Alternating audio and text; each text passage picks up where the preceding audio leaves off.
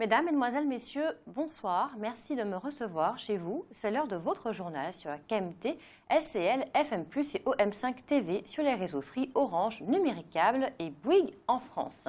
Je suis en compagnie ce soir de Geneviève Laouché. Geneviève, bonsoir. Bonsoir Catherine, bonsoir à tous. Voici quelques-uns des sujets que nous allons aborder ce soir. Du 29 mai au 3 juin prochain, la Martinique accueillera la 36e édition du Congrès national des réserves naturelles de France. Le dimanche 21 mai, à l'occasion de la commémoration de l'abolition de l'esclavage, la collectivité territoriale de Martinique avait donné rendez-vous à la population au domaine de Font-Saint-Jacques à Sainte-Marie. La bibliothèque Schellcher accueille toute cette semaine, il n'est donc pas trop tard pour y aller, une exposition artistique un peu particulière.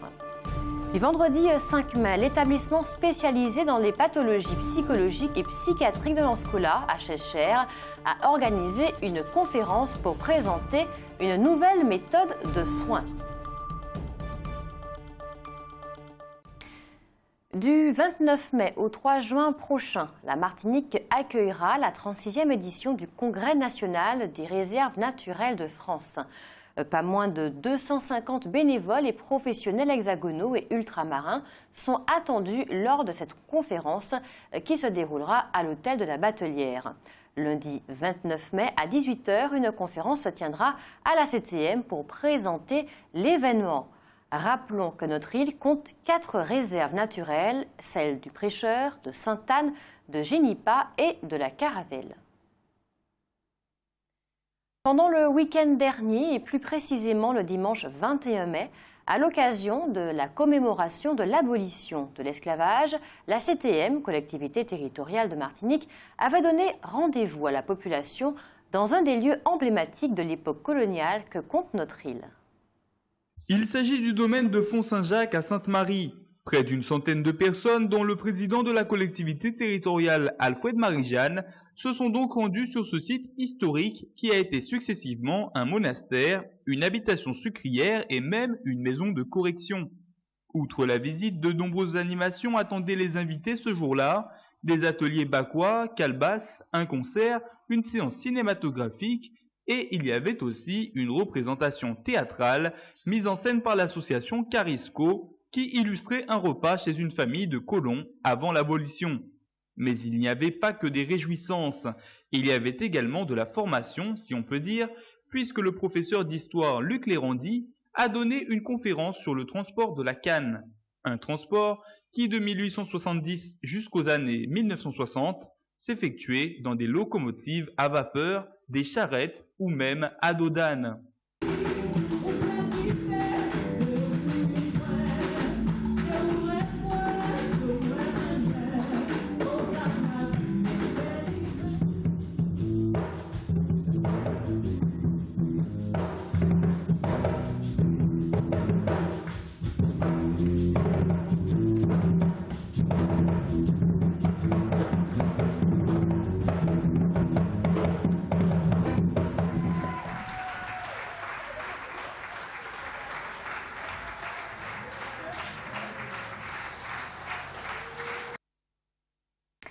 Ce vendredi matin au Squatch Hotel, la section locale du parti centriste UDI, l'Union des démocrates et indépendants, organisait une conférence de presse pour présenter ses 4 candidats aux élections législatives.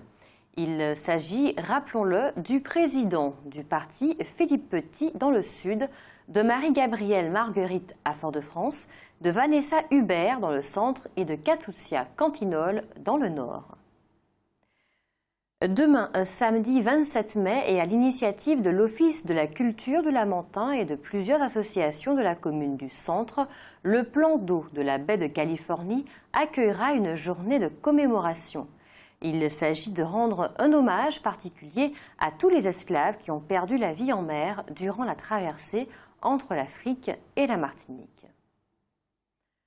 Au moment même où les sociétés d'économie mixte en Martinique connaissaient à peu près toutes de graves problèmes, jusqu'à disparaître parfois, la SEM Samar a au contraire vu le jour, et même mieux que ça. avec un conseil d'administration composé essentiellement de la collectivité de Saint-Martin, de la région Guadeloupe, de la ville de Basse-Terre et de la Caisse des dépôts. Elle a même pris un vigoureux envol jusqu'à venir s'implanter en Martinique, dans des endroits parfois très inattendus. C'est ainsi qu'en 2016, elle a construit 3 résidences dans les Hauts de Bagatelle, au Gros-Morne. Ces résidences abritent plus d'une centaine de locataires. Demain, samedi, c'est la Sem-Samar qui organise la fête des voisins en présence du maire de la commune, Gilbert Couturier. Après un repas commun, l'après-midi sera consacré à des jeux, des ateliers, une animation, de la danse ainsi qu'un goûter.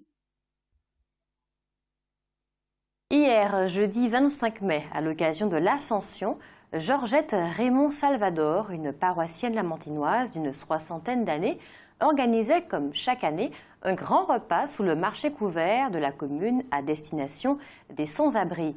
Une 40aine de fidèles étaient venus lui prêter main forte et le prêtre Olivier Lucenay, responsable de l'église Saint-Laurent du Lamentin, a félicité les participants pour cet élan de solidarité. La bibliothèque Schellcher accueille toute cette semaine, il n'est donc pas trop tard pour y aller, une exposition artistique un peu particulière. Il s'agit en fait de travaux artistiques réalisés par les élèves de l'école maternelle de Pont-Viard pendant cette année scolaire. Pour leur plus grand bonheur et leur plus grande fierté, les enfants peuvent de cette façon faire connaître et reconnaître leurs talents à tous ceux qui voudront bien franchir la porte de cette bibliothèque, édifice emblématique de la capitale. Véritable œuvre d'art, elle aussi, puisque la bibliothèque Schellcher a été réalisée et exposée à Paris par le très reconnu architecte Pierre-Henri Picq, avant d'être intégralement démontée et réassemblée en Martinique. Monsieur Picq est également le concepteur chez nous de la cathédrale Saint-Louis, du grand marché couvert de Fort-de-France, de la mairie et de l'ancienne église du François, ainsi que de l'église de la Nativité à Ducos. Pour revenir à l'exposition, qui a donc l'honneur d'être abritée par cette bibliothèque, notons que pour réaliser leurs dessins, les élèves de l'école maternelle de Pont-Viard, outre leur imagination, se sont notamment inspirés des contes qu'ils ont appris, des fêtes comme Pâques, du corps humain, mais aussi de notre environnement, dont les animaux. Une exposition très réussie et dont il faut féliciter les enfants et ceux qui les ont encadrés.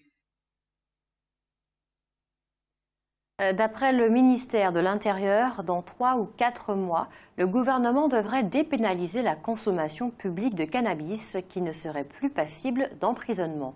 À la place, consommation et détention irrégulière tomberaient sous le coup d'une simple amende. Une annonce qui semble réjouir les syndicats de police qui se plaignent de l'engorgement des tribunaux. Vendredi 5 mai, l'établissement spécialisé dans les pathologies psychologiques et psychiatriques de l'Anscola à Schellcher a organisé une conférence pour présenter une nouvelle méthode de soins.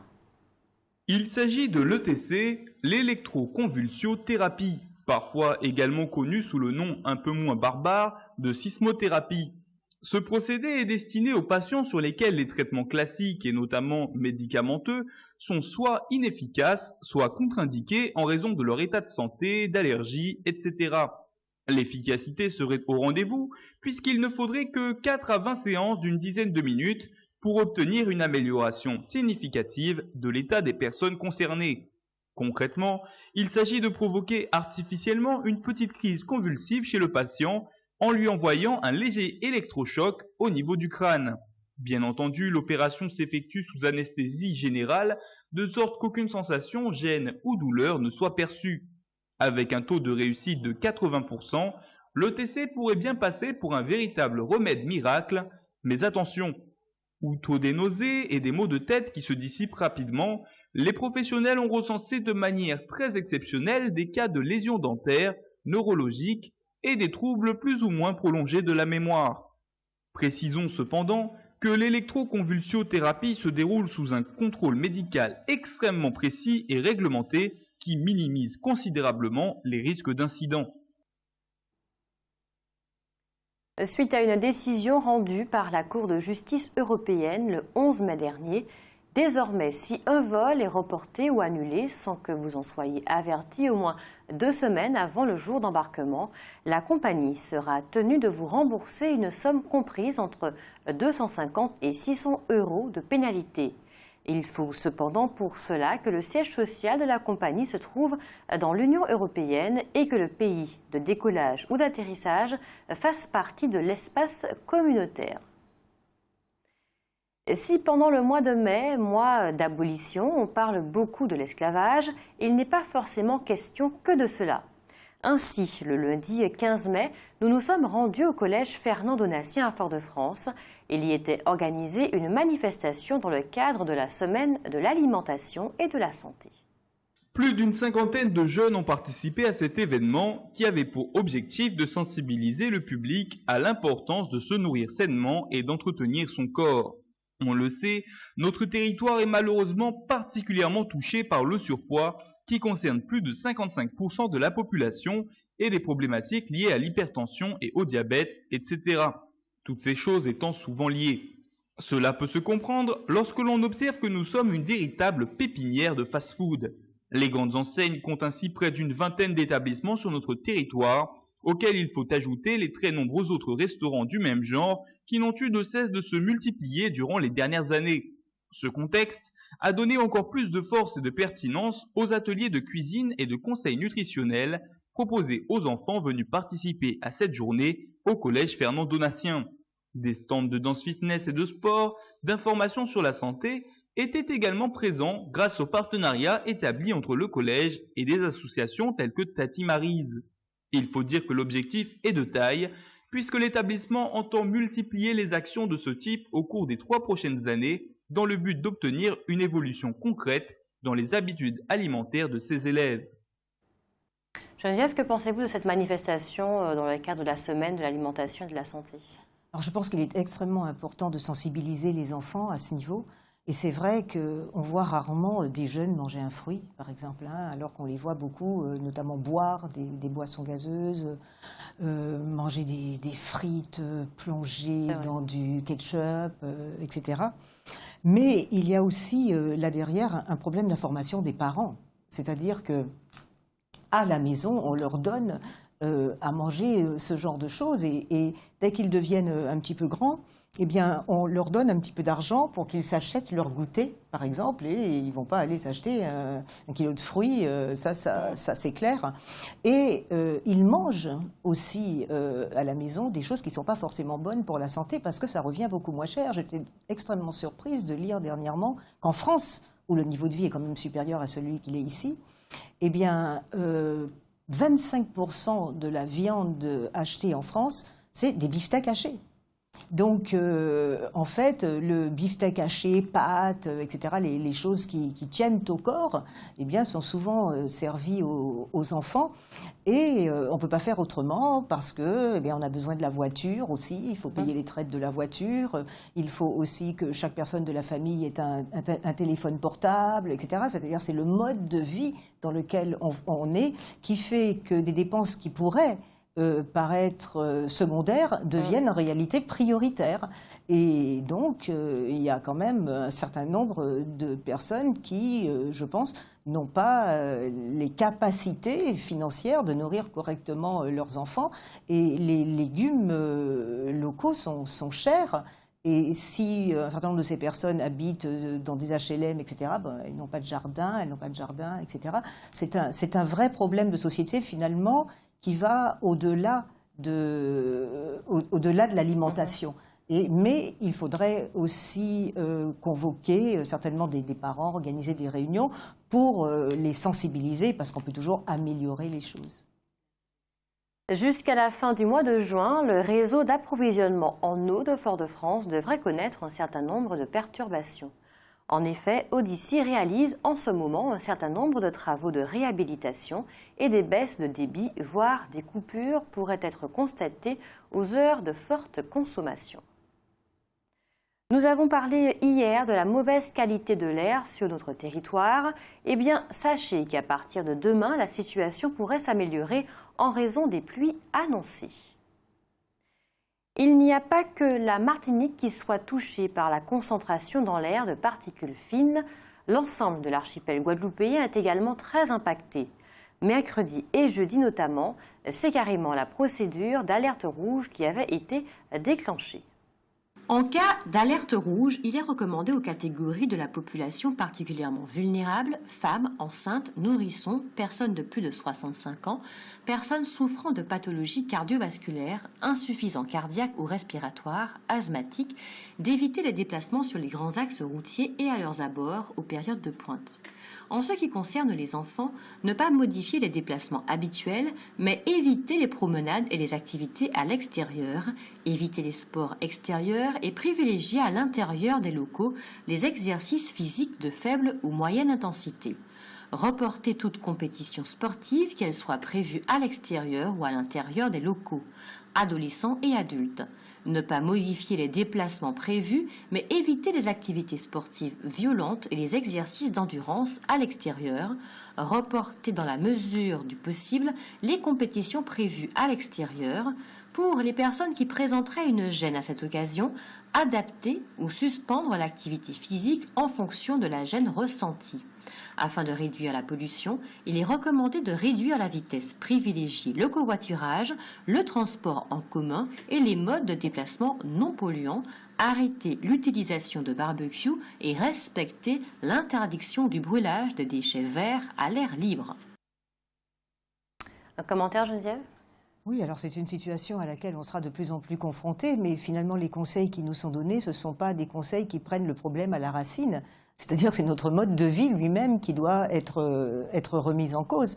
Ce n'est pas parce qu'on aura respecté les consignes pendant quelques jours qu'on sera débarrassé du problème. Donc là, véritablement, c'est l'esprit citoyen de la population qui doit être mis en marche, en quelque sorte. Et puis aussi savoir si nous nous préoccupons de l'avenir des générations qui arrivent. Là ce sont vraiment des problèmes très très graves qui se posent à nous et je ne suis pas sûre que la majorité de la population soit vraiment très consciente. On a l'impression que si on ne prend pas de mesures coercitives, eh bien rien n'arrive en fait. Le Club Presse Martinique organise une conférence débat le mardi 30 mai à 18h30 au Palais de la Mutualité, boulevard Général de Gaulle à Fort-de-France. Le thème abordé sera « Le député sert-il vraiment le citoyen ?» Vous voulez réagir, Geneviève ? C'est vrai que c'est une question qu'on se pose énormément maintenant. Et puis, en plus, on sait que plus ça va, plus les députés, en tous les cas en France, sont issus des classes sociales privilégiées. C'est-à-dire, moins ils représentent la majorité de la population. Et je pense que la grande majorité des députés n'a absolument aucune idée de ce que vit au quotidien le français moyen, en quelque sorte. Donc, on voit mal comment il peut réellement le représenter. Ça, c'est vraiment une excellente question, parce qu'on a de plus en plus l'impression que le Parlement est en fait un lieu de pouvoir, quoi, hein, où ceux qui ceux qui en ont la possibilité, parce qu'ils connaissent, parce qu'ils ont l'argent nécessaire, etc., eh bien, font pression pour obtenir ce qui va dans leur intérêt. Et puis les autres, ils subissent, c'est-à-dire c'est pas unique, c'est pas parce qu'on va déposer un bulletin dans une urne, c'est ce dont on se rend compte maintenant, parce qu'on dit souvent que la souveraineté du peuple vient du fait qu'il a le droit de choisir ses représentants, mais encore faut-il que les élus soient vraiment ses représentants. Et là, c'est une question qu'on se pose et à laquelle la démocratie participative dont on parle de plus en plus essaye d'apporter une réponse, mais c'est pas non plus facile à mettre en place. Merci Geneviève. Pour un journal comme France Antilles, comme d'ailleurs pour à peu près tous les journaux, les recettes publicitaires sont très importantes. Il convient de savoir, concernant France Antilles, que le journal lui-même est en liquidation judiciaire avec une dette estimée à 12 millions environ, tandis que la régie publicitaire est, elle, en redressement judiciaire. C'est donc une situation très préoccupante. Est-ce un hasard? C'est la région Guadeloupe qui gère les fonds du programme de coopération Interreg pour l'ensemble de la Caraïbe. Cofinancé par le Fonds européen de développement régional, FEDER, le programme Interreg est destiné à soutenir des projets portés par des ressortissants de Guadeloupe, Guyane, Martinique et Saint-Martin, impliqués dans un partenariat avec des structures de l'espace caribéen. Cela concerne plus de 40 pays. 114 projets avaient été déposés dans le cadre de l'appel à manifestation d'intérêt. En novembre 2016, 30 avaient obtenu un avis favorable, mais 24 seulement ont finalisé leur candidature.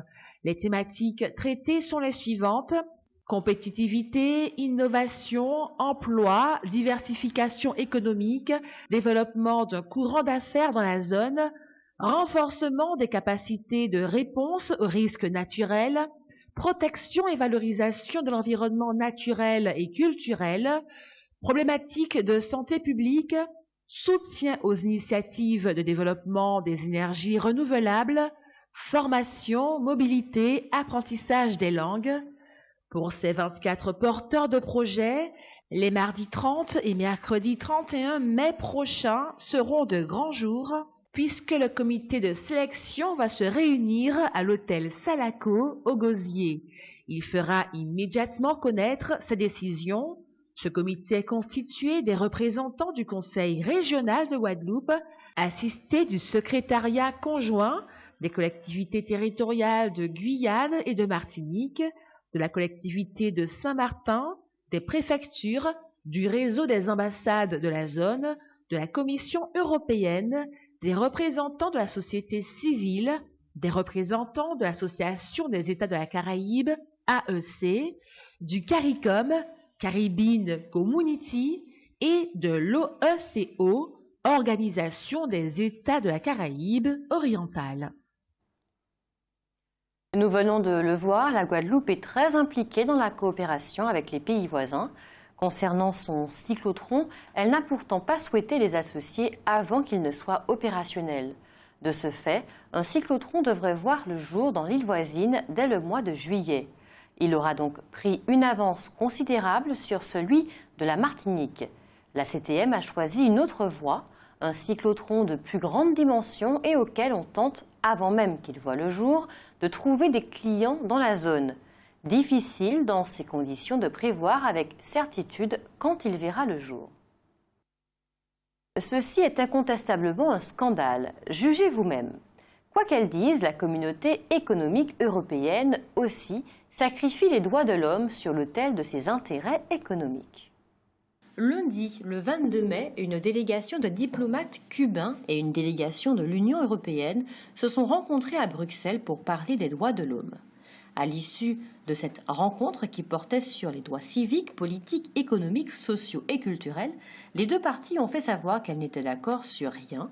Elles ont parlé de divergences profondes, mais dans le même temps, elles ont confirmé leur volonté de respecter la souveraineté, l'indépendance et le principe de la non-ingérence dans les affaires intérieures des parties. Dans ces conditions, on peut se demander à quoi servent ces réunions. Sans doute pour l'Europe à se positionner sur le marché cubain qui est en train de s'ouvrir au reste du monde du fait d'un blocus américain de moins en moins rigoureux. Une fois de plus, les intérêts économiques l'emportent sur les droits de l'individu, tant il est évident que Cuba est actuellement une dictature qui fait peu cas des droits de l'homme, tels qu'ils sont en tout cas décrits dans la Déclaration des droits de l'homme.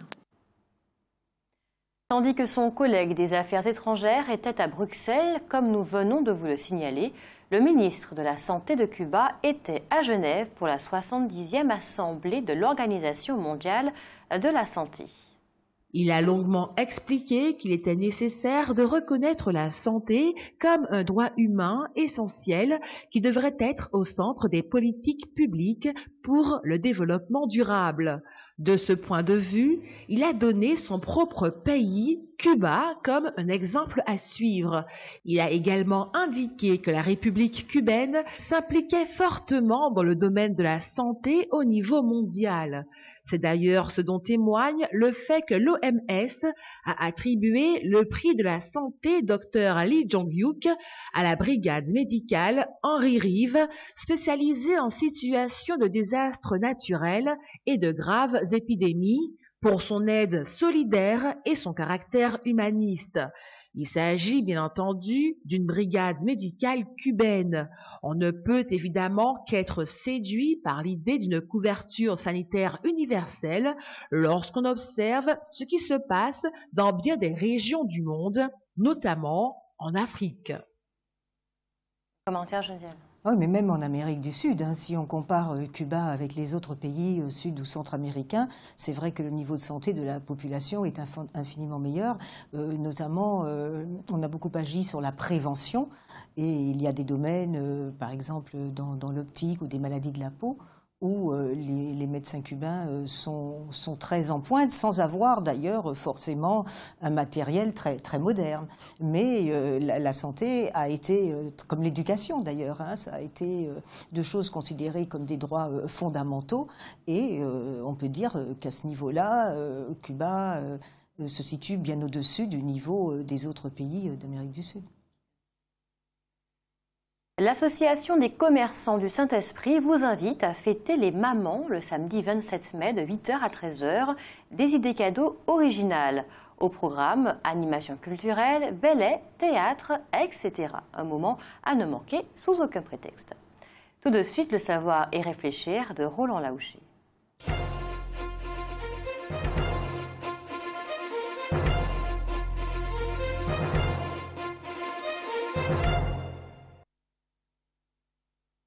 Toutes les élections qui ont lieu dans les territoires et les outre-mer de la France disent clairement que les peuples qui y habitent veulent rester dans la République française. Et c'est le cas dans tous ces territoires.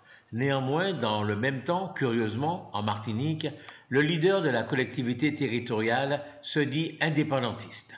C'est sans doute une manifestation, et pas la seule malheureusement, du climat schizophrénique dans lequel se débat notre pays depuis de longues années. Nous, Martiniquais, nous sommes ou voulons sans cesse être à la fois quelque chose et son contraire. Mais ce qui se passe en Nouvelle-Calédonie peut contribuer à nous donner un peu de baume au cœur si nous y sommes attentifs.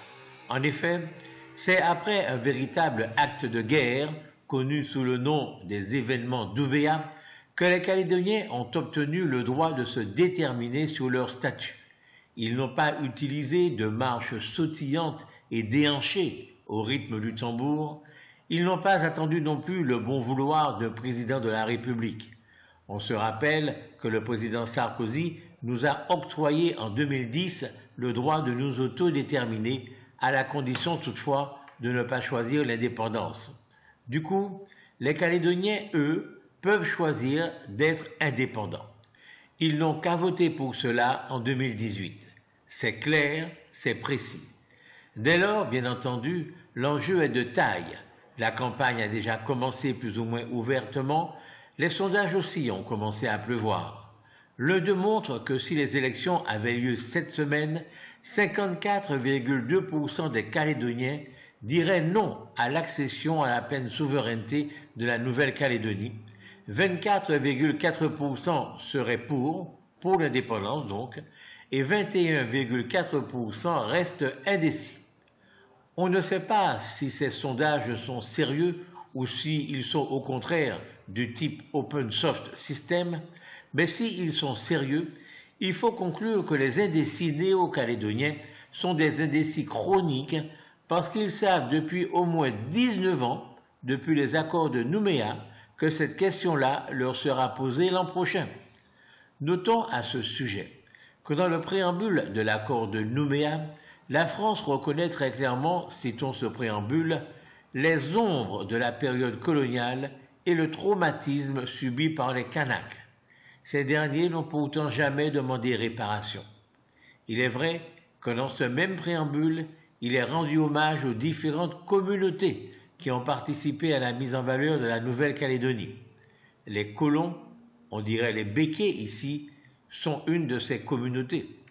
Notons pour finir que grâce notamment au nickel dont elle est un des plus gros fournisseurs mondiaux, la Nouvelle-Calédonie est, avec la Guyane, le territoire des Outre-mer de la France le mieux doté en matière de ressources naturelles.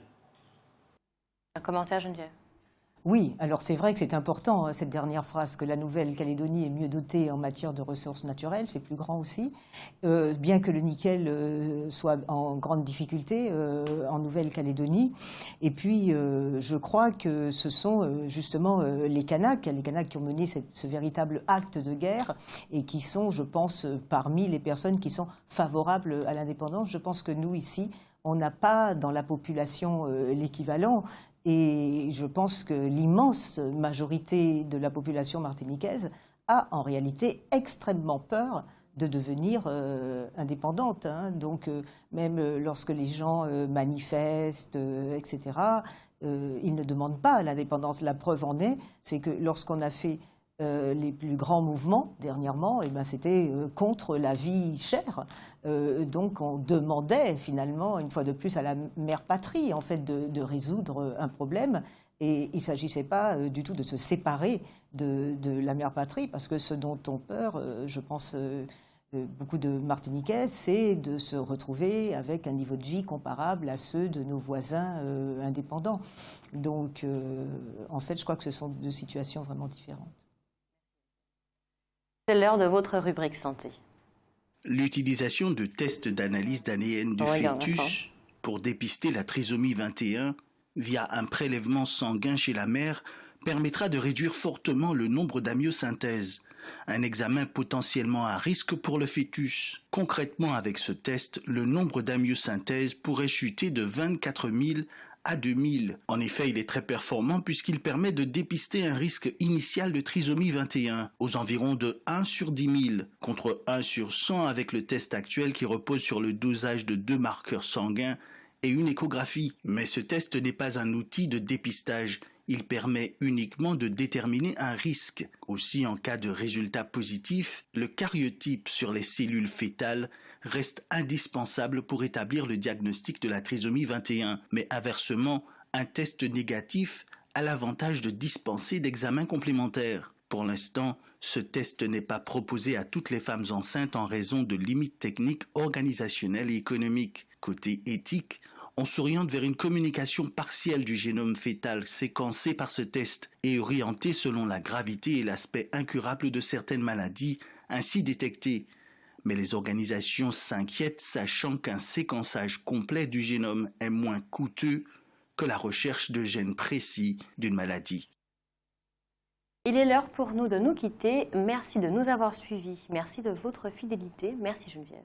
Merci Catherine de m'avoir accueillie. Merci à tous de nous avoir écoutés ou regardés. Je vous souhaite une bonne soirée ainsi qu'un bon week-end. Ce journal a été réalisé avec la participation de Kitty Galva, Pierre-Éric Witz, Alain Jean-Paul, Mylène Janot, Raphaël Dufour, Frédéric Titus, Marilyn Étilé, Roland Laouché. Il sera rediffusé ce soir à 22 h, demain à 6 h 25 et en multidiffusion sur OM5 TV, sur les réseaux Free, Orange, Numéricable, Bouygues et SFR en France. Vous pouvez revoir votre journal sur notre site kmt-télévision.fr. Ne ratez pas ce soir à 20h45 votre émission Le Dialogue avec la presse. Je vous souhaite une agréable soirée, un très bon week-end et que Dieu garde la Martinique.